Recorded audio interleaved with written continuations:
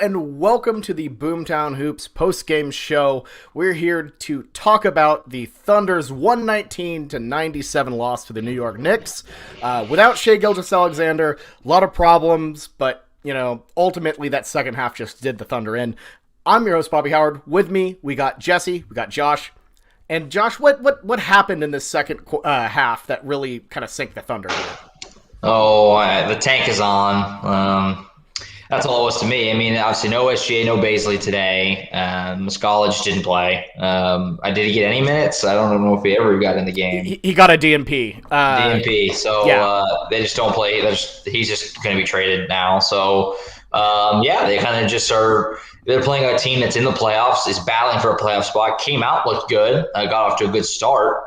Just in the second half, it just kind of eventually it was like, okay, yeah, you can only play, and the Knicks are a solid team. You can only beat and hang with a solid team when you're using, obviously, Poku started the game, and you use Moses a ton, and Ty Jerome, and all these guys who we like, and they have upside, but they're not ready to beat solid NBA teams at this point. So just kind of one of those games. Like I said, just tank is on. Going to lose a lot, I think, probably the rest of the way here. Especially, it seems like the organization is kind of, starting to really – steer into it, trading Hamidou, just not even playing Muscala. You'll probably see SGA sit, here and there just to keep him healthy and just to make sure we lose some more. So we're kind of at that point now.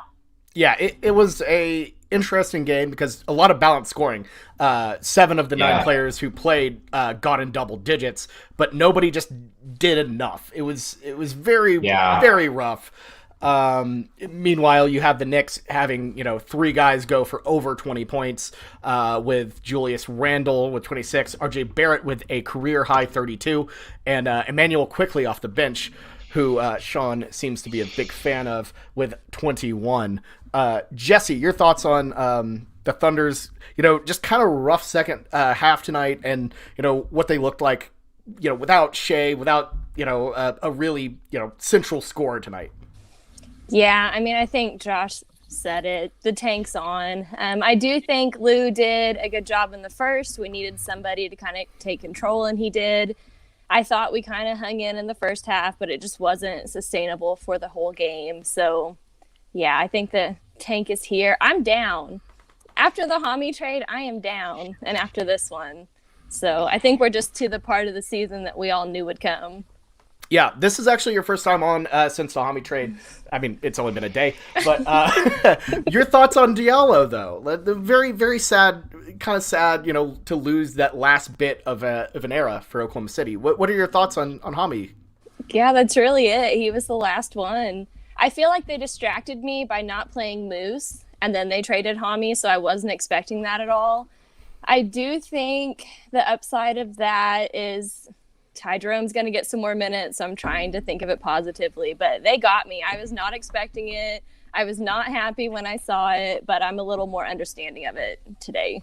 Yeah, no, definitely understandable. Ty Jerome, though, not an incredibly impressive stat line, but he made some plays. That guy can play basketball. Mm-hmm. A legitimately really good backup guard for the Thunder, for sure. So at least we got the joy of watching Ty Jerome. But in general, I mean, these are guys who are in the Oklahoma City Blue bubble, who are getting major minutes. Moses Brown, Jerome, and obviously Poku, who started atrocious shooting, 2 for 11 from the field, 0 of 6 from 3, and only 4 points. So he definitely led us in rebounds, though. He did lead us in rebounds with 7.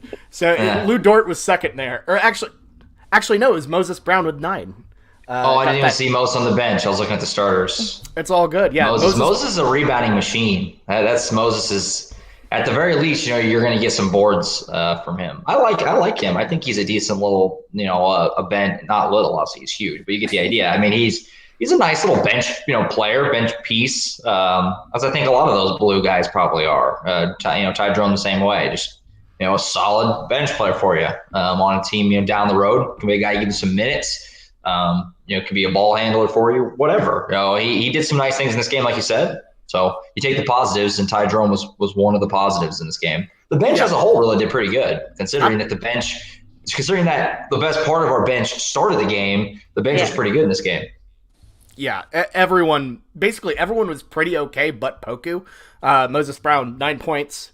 Was a negative 18 plus minus, but you know, I don't care about that. Almost a double for Moses. I didn't really realize that. Yeah, and I think this.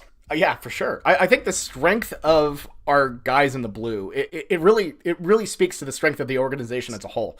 I mean, heck, our head coach is, directly plucked from the blue. And I think the strength of having a good, development team, that I think that's huge. And, you definitely saw that tonight with solid, but not excellent performances out of Jerome, Brown, and Poku was bad, but I mean the main thing in this game was just the 3-point shooting was really bad. I mean, 8 of 32 is not going to beat NBA teams. I mean, it just didn't make threes. Lou didn't make one. Poku, like we said, didn't make one. Kenrich missed a couple. I mean, it just wasn't good. Just wasn't good. Bad shooting, and you kind of need that, to give you some extra points because you're not going to have a ton of scoring out there, and. And as much as I love Lou, it really is kind of a weird game where he did score 14, but 10 of those points were all free throws. He was 10 of 10, of course, so he did his job. But from the field, good to see. Yeah, definitely. Yeah, 2 of 9 from the field for Lou. Yeah, he's lucky. Yeah, Lou's kind of Poku was 2 for 11, so he kind of took the shot, took the attention away from the fact that Lou was not very good offensively in this game. Look, the only stat you need to see to know that the tank is on is Poku leading the team in field goal attempts with 11. Yeah. I mean, as far as I know, Muscala's not hurt of any kind, so I think just him flat out not playing is really one of the more overt tank moves that we've done. Maybe the most tank move to just Moses Brown's going to play, and Muscala, you're just going to chill until we trade you. I haven't really seen them do that quite so obviously this season, but that's the direction we're headed, obviously. Yeah, I mean, for sure, the writing's on the wall, absolutely. Yeah, for sure. Yeah. Jesse, your thoughts on Poku's return being shaky, and really just everyone, because I know you are. I mean, we all love Poku, but I think of the group, you're the one who probably likes Poku the most out of all of us. So your thoughts on Poku, struggling tonight, but hey, if you want to put a bright side spin on it, he hit a dagger against Dallas. He did. Yeah, I mean, it wasn't great today. He did struggle quite a bit, but then he hit us with like that behind the back pass to Al Horford. That was cool. So he spices it up some. He rebounds. Offensively, it's really touch and go. But yeah, I'm Team Poku. Yeah, I will say, people will make fun of it, and but I like that he just keeps shooting it. Like, that's funny to me. The fact that he led the team in shots is funny, and I like that he just doesn't lose confidence. He's going to keep just firing up. He did have that nice bank shot right at the end when the game was way over, but it was still kind of a nice. I didn't expect him to make it, and he did, so that was kind of cool. He led the team in minutes too. He logged 30 minutes tonight. We're going full development mode. Just play. I would love to hype him up, but he's got to give me something to go off of, and he really didn't in this one. No, at least it was entertaining. He actually had the best. Well, no, other than Isaiah Roby, he had and Lou Dort. That was a bad stat. He had the third best plus minus of anyone in the game. So, and what was it? Minus 10. The two better ones, Lou Dort with a -4 and Isaiah Roby with a -5. But this is tank. This is. I mean, the lineup today. I mean, you saw the lineup, and it was like, this is going to be tough right here, and it was. I mean, we're just at that point, like we've been saying. So we'll have more of these down the rest of the way. And the 1:00 tip is weird too. I don't know how you guys feel about that. Yeah, the matinee. Matinee was a little weird. It definitely caught me off guard. But it's kind of like it feels more, not even this early necessarily, but like on a Sunday, it feels kind of like a thing. You play a little bit early on a Sunday, but like the Saturday at 1 really threw me. No, but nobody does Saturdays. I don't want to do that. No offense. I love the Thunder. Love watching the guys. But also, I'm out here doing stuff. I'm not here. I don't want to stop in the middle of my day and watch us lose by it's just Saturday in the daytime. That's college basketball territory. That's when it's college hoops mode. I'm not ready to watch an NBA game. It just throws it. So I'm just not mentally in the right place. It's championship Saturday too. Like I know. I'm trying to double screen it. There was 2 great college games on at the same time. I'm trying to pay attention to both. It was too much. Did you mute yourself? My mic got unplugged. That's brilliant. There you go. That's just how this day is. That's Saturday at 3:40. We're not the right normal time. We're like, it's like a jet lag for us, I guess, in a way. Yeah. We're not used to this. This is not our territory. The Hamadou news is not even 24 hours old. I wasn't ready for a game. I needed at least like a 2-day no games after Hamadou. Well, yeah, we needed time to mourn. Well, hey, guess what? Tomorrow we get to do it right over again. 1 p.m. Memphis Grizzlies.